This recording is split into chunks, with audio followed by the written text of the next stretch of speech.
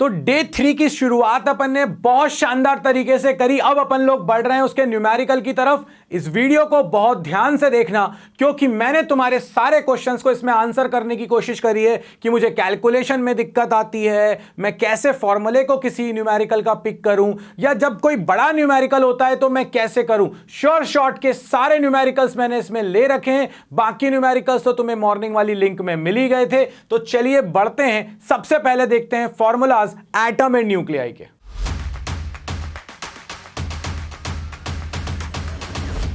Basically हमारे पास जो सबसे पहला फॉर्मूला आया था वो आया था रदरफोर्ड से। रदरफोर्ड साहब ने बम्बार्डिंग कराई थी, याद है वो? मैंने तुमसे कहा था एक दोस्त इधर खड़ा है, दूसरा दोस्त उधर खड़ा है, यहां से बॉल फेंक रहा है, दूसरे वाले को मिल रही है, खाली रूम में पता ही नहीं चल रहा, मगर कुछ पार्टिकल जो वापस आ रहे थे वो न्यूक्लियस के पास पहुंच रहे थे और फिर वापस आ रहे थे। और वो जो जितने पास पहुंच पा रहे थे ना, उसको अपन बोल रहे थे distance of closest approach. Distance of closest approach तुम पढ़ चुके हो वीडियो से। तो फॉर्मूला ये हमारे पास कुछ आया था तुम्हारी फॉर्मूला बुक के अंदर। अब ये फॉर्मूला आ जाना चाहिए कि distance of closest approach is 1/4 pi epsilon not. क्योंकि अल्फा पार्टिकल की बम्बार्डिंग कराई थी इसलिए 2ZE² अपॉन काइनेटिक एनर्जी। और Z क्या है हमारे पास? एटॉमिक नंबर, मास नहीं है, ध्यान रखना। और Ke क्या है हमारे पास? Kinetic energy. इसके बाद हमारे पास जो नेक्स्ट फॉर्मूला था वो फॉर्मूला था रेडियस। अगर बोहर्स ऑर्बिट की रेडियस मुझसे पूछी जाएगी तो वो कितनी होगी? भाई इलेक्ट्रॉन रिवॉल्व कर रहा है, याद है वो एनिमेटेड वीडियोस? तो रिवॉल्व कर रहा है तो किस रेडियस में रिवॉल्व कर रहा है? 0.529 इंटू n²/z। कई जगहों पर यहां पर 0.53 लिखा होगा, टेंशन मत लेना। और ये आंसर आता है एंगस्ट्रॉम में। मैं इसको ज्यादा अच्छे से ऐसे याद रखता हूं कि radius is proportional to n²/z, that's it. इसके बाद velocity of electron in an orbit 2.2 into 10⁶ Z upon n। दोस्तों ये 2.2 इंटू 10⁶ कई बार मुझे भी याद नहीं रहता जब बहुत टाइम हो जाती हैं चीजों को। तो आपको अगर ये याद रहे कि velocity is proportional to Z/n, that is more than sufficient. इसके बाद अपने पास जो नेक्स्ट आता है वो ज्यादा इंपॉर्टेंट है। बहुत बार क्वेश्चंस पूछे गए हैं और इस वीडियो में भी मैंने 2 से 3 बार इस फॉर्मूले का यूज किया है। बहुत ध्यान से। का एनर्जी जो हमारे पास होगी इलेक्ट्रॉन की, टोटल एनर्जी, वो होगी -13.6 Z²/n²। Z क्या है हमारे पास? Atomic number. n क्या है? वो ऑर्बिट का नंबर। अगर मैं आपसे कहूं कि टोटल एनर्जी और पोटेंशियल एनर्जी में क्या रिलेशन है, तो total energy is equal to potential energy by 2, मतलब साइन के साथ। और टोटल एनर्जी नेगेटिव थी तो पोटेंशियल एनर्जी भी नेगेटिव होती है। Total energy magnitude wise kinetic energy के बराबर होती है और पोटेंशियल एनर्जी का हाफ होती है। बस इतना ध्यान रखना। बहुत सारे न्यूमेरिकल इससे आए हैं और वो तुम्हारे न्यूमेरिकल को छोटा बनाएंगे। जो टोटल एनर्जी है वही काइनेटिक एनर्जी है। बस याद ये रखना है कि काइनेटिक एनर्जी प्लस होगी, टोटल एनर्जी आपके पास नेगेटिव थी और पोटेंशियल एनर्जी का हाफ है। ये एक्सप्रेशन बहुत काम आएगा क्योंकि ये तो तुम्हें याद रहेगा। ये याद रहा तो क्वेश्चंस आसान हो जाएंगे। अब ऐसा जहां से क्वेश्चन, मतलब मैं श्योर शॉर्ट में भी श्योर शॉर्ट हो जाऊं तो इस पार्ट से क्वेश्चन आने के चांसेस सबसे ज्यादा बनते हैं और वो है हमारे पास वेवलेंथ ऑफ स्पेक्ट्रल लाइन। वो आपको ऐसे एक डायग्राम दे देंगे जो मैंने तुमको बताया है, न्यूमेरिकल बताए हैं कि भाई इलेक्ट्रॉन इस ऑर्बिट से इस ऑर्बिट में आया, इलेक्ट्रॉन इस ऑर्बिट से इस ऑर्बिट में आया, क्या वेवलेंथ निकल रही है? तो 1/λ is equal to R 1/n1² minus 1/n2²। कई बुक्स में आपको यहां पर Z² देखने मिलेगा और वो बिल्कुल अपनी जगह सही भी है क्योंकि हाइड्रोजन के लिए Z1 होता है, अदरवाइज तो Z1 नहीं होगा। सो ध्यान से।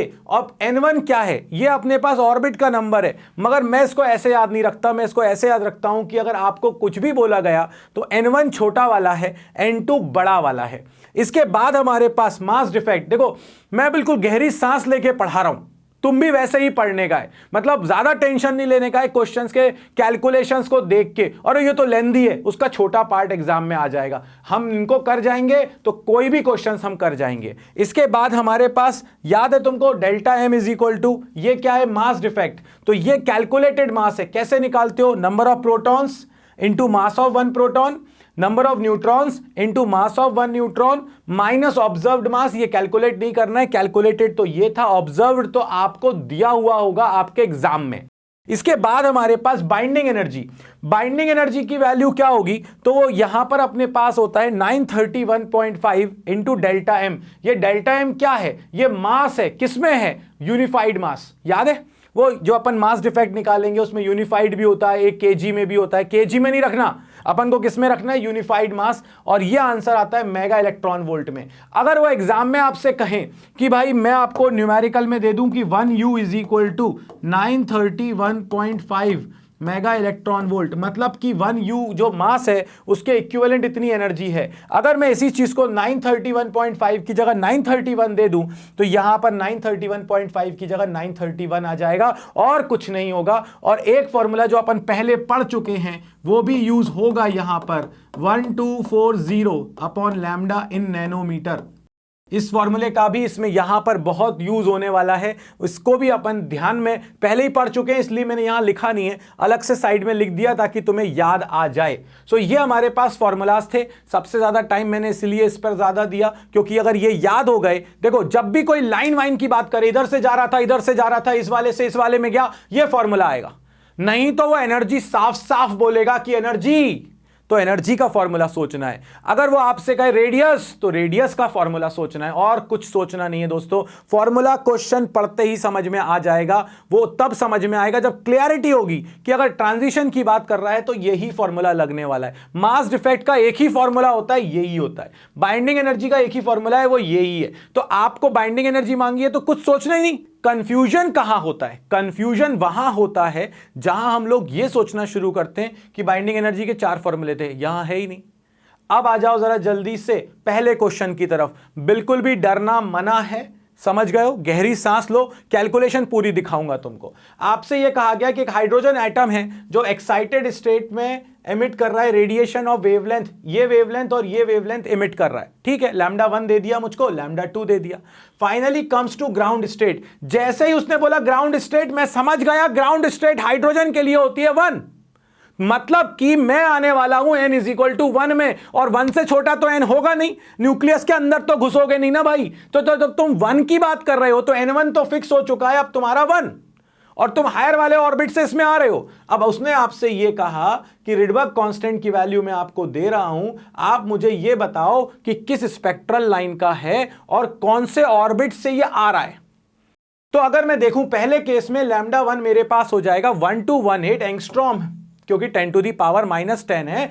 फॉर्मूला मेरे पास है 1 by lambda is equal to r 1 upon n1 square minus 1 upon n2 square. Lambda की वैल्यू मैंने यहां रख दी, r की वैल्यू मुझे दी हुई थी, याद करने की आवश्यकता बिल्कुल नहीं है। ये सीधे सीधे देंगे, वो नहीं देंगे तो बोनस मार्क्स देंगे। मजा आया? तो r की वैल्यू आपको यहां रख दिया आपने, n1 मैंने बोल दिया, ग्राउंड स्टेट आ गया, मतलब कि छोटा वाला 1 ही है। कहां से आ रहे हो, n से आ रहे हो, वो तो वही तो निकालना है तुमको, तो ये n2 हो गया n। बस अब कुछ नहीं बचा, अब कैलकुलेशन है। कैलकुलेशन में भी मैंने ना गहरी सांस ली। बाबा जी हमसे तो होता नहीं है कैलकुलेशन, हमसे सिली मिस्टेक होती है। सिली मिस्टेक नहीं होती है, जो मेरे नंबर लेके जाए वो ब्लंडर होता है। और एक ही चीज को मैं दोबारा करूं और फिर गलती हो रही है, इसका मतलब है कि मेरे साथ मेरे मैथ्स टीचर ने बहुत अत्याचार किया है। बात तो सही है, तुमने उसको कभी मतलब पकड़ के गला दबा देना। ये सुन के अच्छा लगा। चलो अब सुनो, ये अपने पास आ गया, नीचे आ गया 1218 इंटू 10 टू दी पावर -10, और ये चीज जैसे नीचे आई यहां पर आ गई, is equal to 1 minus 1 upon n square. अब ये जैसे ही आया अपने पास, बिल्कुल सिंपल तरीके से मैंने क्या किया, मैंने ये किया कि इन दोनों को मल्टीप्लाई कर दिया, और -10 और +7 कितना हो जाएगा, 10 की पावर -3, ऊपर जाके +3 मतलब 1000 बन गया। फिर से समझ लो, ये 10 माइनस का था, ये +7 का था, तो ये -3 बचेगा, ऊपर चला गया, +3 हो गया 1000, इन दोनों को मल्टीप्लाई करा, ये आ गया 1 माइनस n स्क्वायर, तो एज इट इज चल रहा है। अब यहां पर देखो, मैंने कहा ना कैलकुलेशन कितना सिंपल लेके चल रहा हूं, एक साथ नहीं कर रहा ज्यादा चीजें। भाई ये ओवरलोड लेने को तैयार ही नहीं है, तो मैं लोड क्यों लूं? तो भाई नहीं ले रहा ना लोड, ये लो सीधे सीधे, इसको इधर ले आओ, a 1 अपॉन n स्क्वायर को उधर ले जाओ, तो 1 अपॉन n स्क्वायर उधर चला गया, ये चीज इधर आ गई 1 माइनस दिस, इसका आपने ले लिया एलसीएम, ये चला गया इधर, इधर जाके 1 minus this upon this, n square को ऊपर लाओ, ये चीज ऊपर इधर चली जाएगी, तो ये 1339.8 ऊपर, 1339.8 माइनस 1000, तो बचेगा कितना, 339.8 बचेगा। ये आ गया डिवाइड में, सिंपल, इसको डिवाइड किया, ये आपको अप्रोक्सीमेटली देगा 4, यानी कि n की वैल्यू आ गई आपके पास 2। अगर आप मेरी बात समझ गए हो तो इस वाले पार्ट को ना गलती से भी मत देखना, और खुद से करना। अब जो मैं दिखाने जा रहा हूं और वो क्या है, λ2। अब पहले दूसरी वेवलेंथ थी, अब वेवलेंथ मैंने आपको बदल दी। अगर मैंने वेवलेंथ बदल दी और मैंने कहा अब बताओ इसके लिए कहां से आ रहा होगा, फॉर्मूला वही है, आपने सिर्फ वेवलेंथ बदली है भाई साहब। अगर वेवलेंथ बदली है तो अपन एक काम करते हैं, उस वेवलेंथ की जगह पर ये रख दी नई वाली वेवलेंथ, आर की वैल्यू तो वही है, n1 ग्राउंड स्टेट है तो 1 ही रहेगा।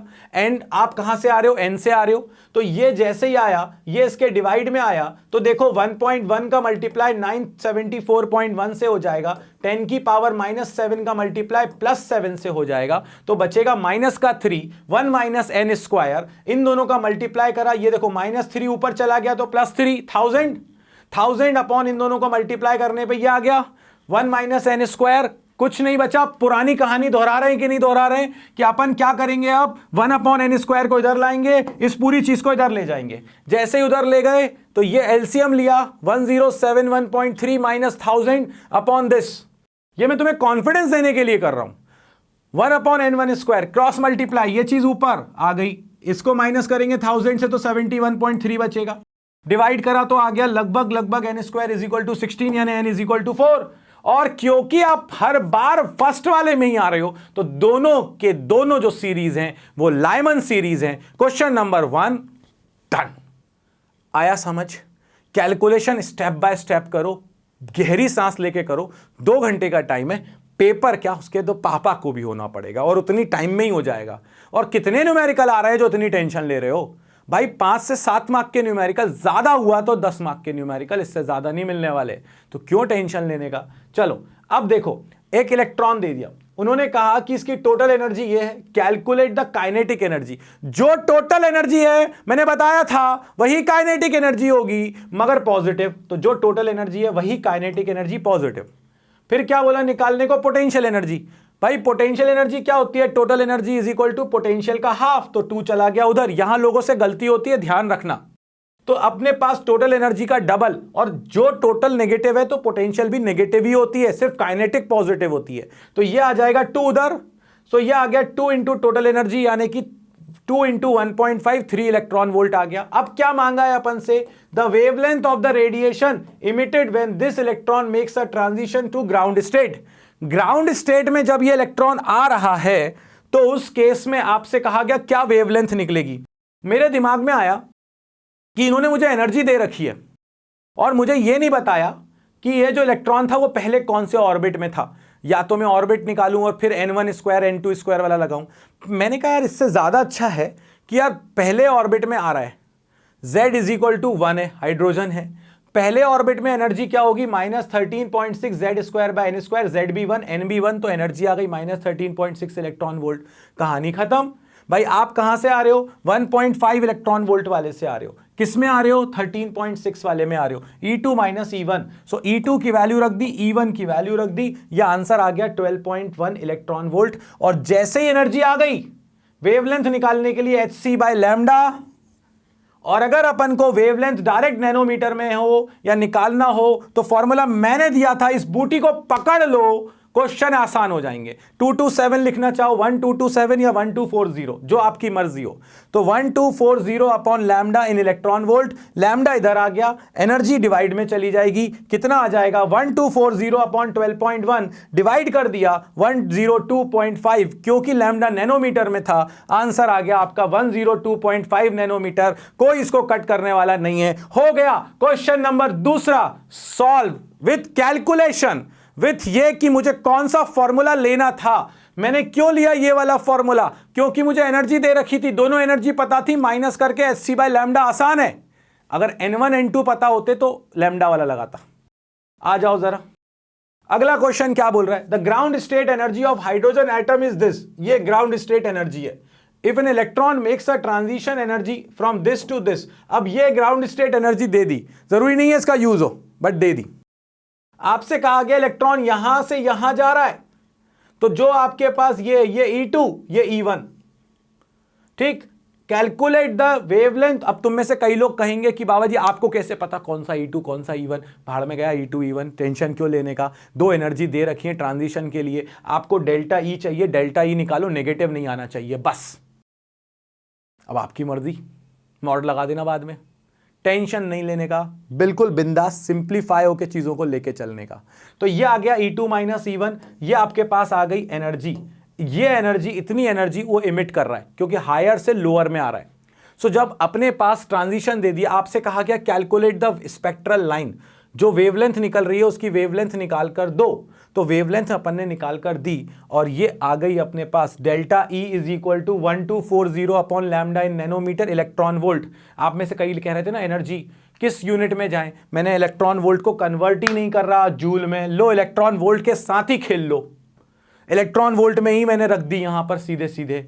लो, कोई टेंशन नहीं, सीधे नैनोमीटर में आंसर आ गया। और याद करो 100 नैनोमीटर से 400 नैनोमीटर तक अपने पास होता था कौन, अपने पास होता था अल्ट्रा वायलेट। 400 से 700 होता था विजिबल, तो ये विजिबल को बिलोंग करता है। और अगर ये विजिबल को बिलोंग करता है तो ये पक्की बात है कि ये बेलमर सीरीज है अपने पास, है ना। बेलमर को देख के वो शक्ति कपूर वाला बलमा याद नहीं आता तुमको? शक्ति कपूर वाला था क्या, श्रीदेवी वाला था? श्रीदेवी वाला था शायद, है ना। हाँ, श्रीदेवी वाला था। कमेंट में बता देना, वैसे बाकी सब भी तुम बता ही देते हो। खैर, जो भी था वो बेलमर से बल्मा हो गया, जो भी था वो बेलमर सीरीज है, विजिबल रेंज को बिलोंग करती है, ध्यान से। Question number 3 done. चलो नेक्स्ट क्वेश्चन क्या बोल रहा है। अपन से ये कहा गया कि आपको कैलकुलेट करके क्या लाना है, अ hydrogen atom in the third excited state. भैया एक्साइटेड स्टेट का मतलब होता है एक ऊपर, थर्ड एक्साइटेड स्टेट का मतलब है n is equal to 4, fourth excited state का मतलब है n इज इक्वल टू 5। भाई जब तुम एक्साइटेड होगे तो भागोगे ना ऊपर की तरफ, तो एक्साइटेड स्टेट मतलब एक ऊपर, थर्ड एक्साइटेड स्टेट मतलब n is equal to 4, second excited state मतलब n इज इक्वल टू 3। तो अगर यहां पर देखें तो थर्ड एक्साइटेड स्टेट से डी एक्साइट होके फर्स्ट एक्साइटेड स्टेट में आया, थर्ड एक्साइटेड स्टेट मतलब 4, n इज इक्वल टू, और फर्स्ट एक्साइटेड स्टेट मतलब n1 is equal to 2, n1 हमेशा छोटा। आपसे क्या कहा गया, obtain the expression for frequency, और उसके बाद फिर कुछ कुछ मुझसे पूछा। तो पहले मुझसे कहा गया फ्रीक्वेंसी का एक्सप्रेशन निकालो, मैंने कहा निकाल देते हैं। भाई मुझे क्या n1 n2 दे रखा है, दिमाग में क्लियर हो जाना चाहिए कि 1/n1 square minus 1/n2 square वाला फॉर्मूला लगेगा, उससे मैं वेवलेंथ निकाल पाऊंगा। मुझे चाहिए फ्रीक्वेंसी, फ्रीक्वेंसी होता है c by lambda. Electromagnetic waves में बहुत चिल्ला चिल्ला के सिखाया, पहले दिन सिखाया था। और तो ये आ गया c बाय लैम्डा, और 1/लैम्डा की वैल्यू क्या है, ये चीज है, तो यहां रख दो। तो c into R 1/n1 square minus 1/n2 square. लो भाई, c इंटू आर, n1 की वैल्यू है 2, n2 की वैल्यू है 4, रख दो। 16 माइनस 4 12/12, 16 इंटू 4, ये कैंसिल हो जाएगा, आंसर आ जाएगा 3RC डिवाइडेड बाय 16। तो ये आपके पास आंसर आ गया 3RC बाय 16। उसने बोला था एक्सप्रेशन दो, वैल्यू नहीं मांगी थी। वैल्यू मांगी होती तो मैं यहां पर R और C की वैल्यू रख के वैल्यू निकाल देता। उसने एक्सप्रेशन मांगा, मैं यहीं रुक गया। अगर मुझसे वैल्यू मांगता तो मैं वैल्यू भी निकाल देता। शब्दों की बहुत कीमत होती है, समझ कर, ठीक है।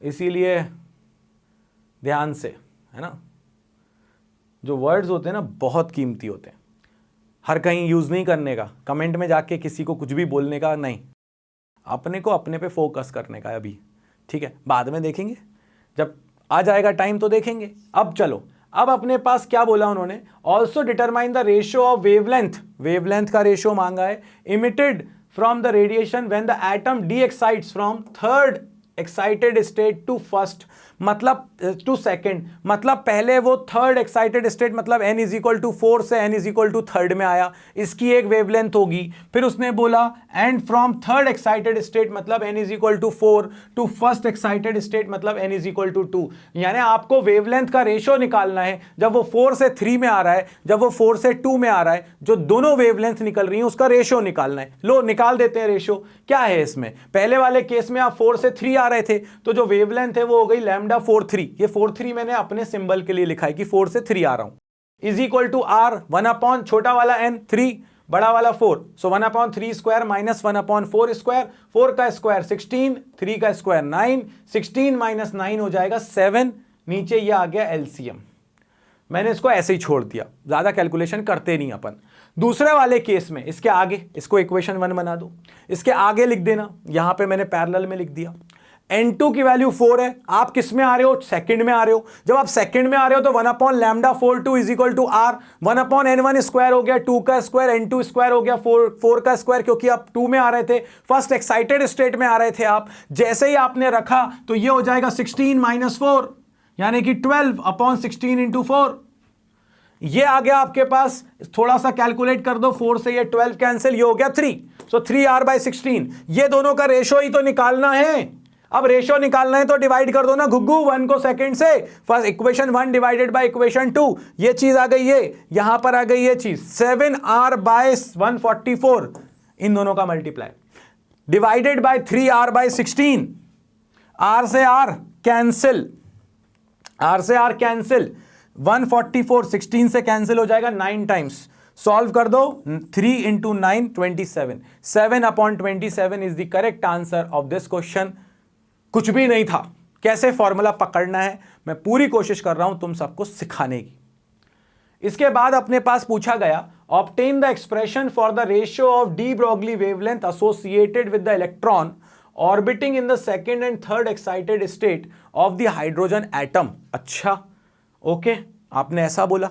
डी ब्रोगली वेवलेंथ की अगर बात करें तो डी ब्रोगली साहब ने यह कहा था कि अगर इलेक्ट्रॉन किसी ऑर्बिट में घूम रहा है तो उसके साथ एक वेव एसोसिएटेड होती है, और वो wave standing wave sort of है, मतलब कि वो कंप्लीट वेव्स बनती हैं। ऐसा नहीं होता कि आधी वेव बने, जैसे कि ये एक साइकिल हुआ, देखो गौर से, ये 1 साइकिल हुआ, फिर अगला साइकिल ये हुआ, फिर अगला साइकिल ये हुआ, 3 साइकिल हो गए, तो पूरे साइकिल बनते हैं तभी स्टैंडिंग वेव बनेगी, नहीं तो वेव्स एनर्जी निकलती रहेगी। मैक्सवेल साहब सही साबित हो जाएंगे। तो उन्होंने ये कहा था n lambda is equal to 2πr, आज के लेक्चर में भी ये सिखाया है मैंने तुमको, ठीक। So n lambda is equal to 2πr। अब अगर अपन देखें तो मैंने तुमको बताया था रेडियस होता है 0.529/n into n square by z square, होता है कि नहीं होता? होता है। अगर ये अपने पास होता है तो आप यहां पर क्या कर सकते हो, आप यहां पर इसकी वैल्यू रख सकते हो। वैल्यू कैसे रखोगे? वैल्यू ऐसे रखोगे कि r की वैल्यू आप रख दो, यहां पर r की वैल्यू क्या आ जाएगी 0.529 into n square by z। अब अगर अपन देखें यहां पर तो यहां पर ये एक n क्या हो गया, कैंसिल आउट। सो ये चीज कांस्टेंट है, ये भी चीज कांस्टेंट है, z भी 1 है, तो r is proportional, lambda is proportional to क्या आ गया, n आ गया। जैसे ही lambda is proportional to n आ गया, आप क्या करोगे, आप ये कहोगे कि मुझे निकालना किसका रेशियो है, when electron in second and third excited state of hydrogen atom. Second excited state मतलब lambda 3 and third excited state मतलब lambda 4 is equal to n की वैल्यू सेकंड एक्साइटेड स्टेट के लिए n की वैल्यू 3, क्योंकि directly proportional है। So lambda 3 by lambda 4 is equal to 3:4, क्योंकि n के डायरेक्टली प्रोपोर्शनल है। आंसर आ गया 3:4। कुछ भी नहीं था, मगर ये हॉट्स की कैटेगरी का क्वेश्चन है, अगर 2 मार्क में आया ना तो ये पेंट का कलर बदलवा देगा, समझ रहे हो? तो इसीलिए इसको ना दिमाग में अच्छे से बिठा लेना, समझ गए ना तुम लोग, मतलब मैं किस लेवल पर बात कर रहा हूं, उस लेवल का क्वेश्चन है ये। अच्छा, इसके बाद अपन से क्या कहा गया, अपन से कहा गया the radius of innermost electron orbit of a hydrogen atom is this. अब यहां पर ये पावर में है 10, 5.3 इंटू 10⁻⁻10 मीटर, ये फर्स्ट ऑर्बिट की रेडियस है। Calculate the radius of third orbit, पहला पार्ट, थर्ड ऑर्बिट की रेडियस r1 दे दिया, r is proportional to n square by z, formula था, हाइड्रोजन की बात कर रहा है तो z हो गया 1, यानी कि r is proportional to n square.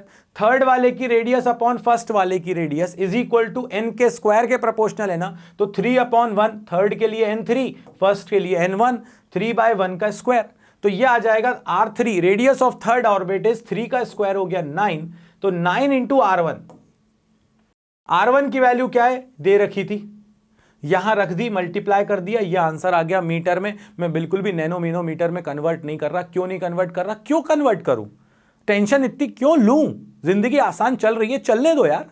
इसके बाद अपने पास क्या है, इसके बाद यह बोला गया कि the total energy of electron in first excited state is 3.4, total energy दे रखी है 3.4। लो भाई आ जाओ जरा, तुम ऊपर आ गए। हाँ, तो टोटल एनर्जी दे रखी थी, काइनेटिक एनर्जी मांगी, तो काइनेटिक एनर्जी तो इसी को प्लस कर दो टोटल को, और अगर पोटेंशियल मांगी है तो पोटेंशियल एनर्जी टोटल एनर्जी की डबल होती है। सो 3.4 को डबल कर दिया, -6.8 सिर्फ काइनेटिक पॉजिटिव होती है, टोटल और पोटेंशियल दोनों नेगेटिव थे, आंसर आ गया। तो चलिए यहां तक तो हो गई अपनी बम बम अबम बम कहानी खत्म। आगे बढ़ जाते हैं कुछ अच्छे क्वेश्चन की तरफ। गहरी गहरी सांसें ले लो, क्योंकि अब जो तुम्हारे सामने आ रहे हैं ना, ये और भी इंपॉर्टेंट क्वेश्चंस हैं और इनमें बहुत सारे लोगों को डाउट हो सकते हैं। Calculate the longest wavelength of Balmer series. Longest wavelength का मतलब हो गया लोएस्ट एनर्जी, क्योंकि एनर्जी और वेवलेंथ एक दूसरे के इनवर्सली प्रोपोर्शनल हैं। और उसने ये चीज बोल दिया कि बैल्मर सीरीज है, तो भाई उसने ये फिक्स कर दिया कि वो सेकंड ऑर्बिट में ही आएगा। दो चीजें फिक्स हो गई। जैसे ही दो चीजें फिक्स हुई और यह फिक्स हो गया कि आपकी स्मॉलेस्ट एनर्जी है, अगर एनर्जी को आपको कम करना है तो डिफरेंस कम होना चाहिए, इसका मतलब है वो सेकंड ऑर्बिट में आएगा। कहां से आएगा? थर्ड ऑर्बिट से आएगा। अगर इंफिनिटी से आ रहा होता तो एनर्जी का गैप बढ़ जाता, तो फिर वेवलेंथ मिनिमम हो जाती। तो थर्ड ऑर्बिट से सेकंड ऑर्बिट में आएगा। कितनी वेवलेंथ होगी? r 1/n1 square minus 1/n2 square. r की वैल्यू आपने रख दी, n1 की वैल्यू रख दी 2, n2 की वैल्यू आपने रख दी 3। आंसर आ गया 1/λ is equal to 1.1 into 10⁻⁷, 1/4 minus 1/9। LCM लिया, 9 माइनस 4 हो गया 5, 4 इंटू 9 हो गया 36। सिंपल एलसीएम लिया है, इतना तो कोई भी कर डालेगा, है ना? जिसने भी एलसीएम सीखा है उसने। बाकी मैथ्स टीचर का अत्याचार है तो फिर कुछ नहीं कर सकते।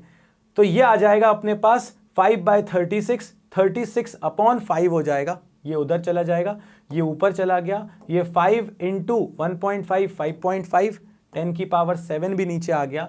सॉल्व कर देंगे इसको तो ये कितना आएगा अपने पास? ये आएगा अप्रोक्सीमेटली अपने पास 4 पॉइंट समथिंग इंटू 10⁻⁻7 मीटर।